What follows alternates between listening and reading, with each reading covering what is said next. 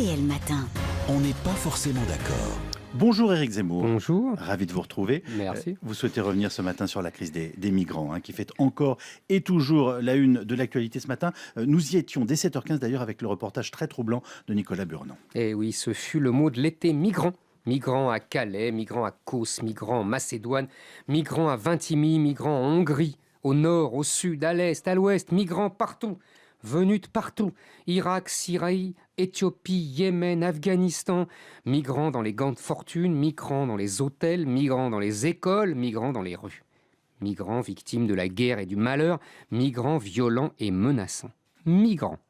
C'est le mot qui s'est imposé parce qu'on ne pouvait pas dire immigrés, puisqu'ils n'étaient pas invités, et qu'on ne voulait pas dire clandestins, pour ne pas les diaboliser.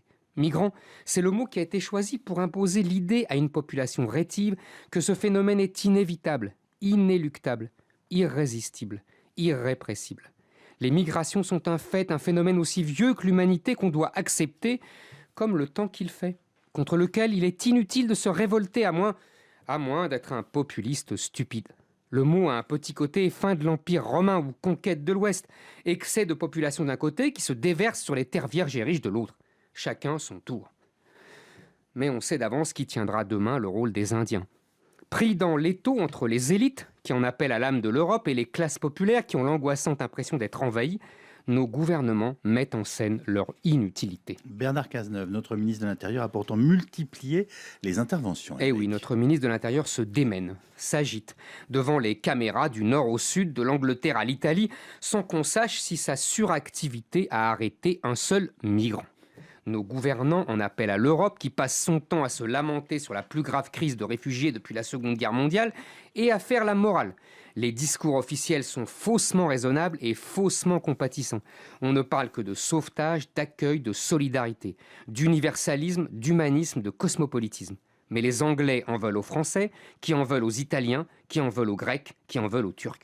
On fait mine de distinguer entre asile politique et migrants économiques, alors que la plupart de ceux à qui on refuse l'asile demeurent quand même en France. On fait semblant de ne pas savoir que les chefs de l'État islamique sont très liés aux passeurs et qu'il leur est fort facile de glisser dans cette marée humaine des apprentis terroristes. Les experts relativisent les chiffres et nous assènent des comparaisons internationales qui sont censées nous rassurer ou nous faire honte. L'optimisme n'est pas négociable. Personne n'ose s'inspirer de l'Australie, repoussant sans ménagement les bateaux qui approchaient de ses côtes. On insulte la Hongrie qui édifie un mur à sa frontière avec la Serbie. On dissuade la Macédoine qui veut l'imiter. Les médias sont emplis d'histoires édifiantes de ces migrants courageux et téméraires qui veulent refaire leur vie.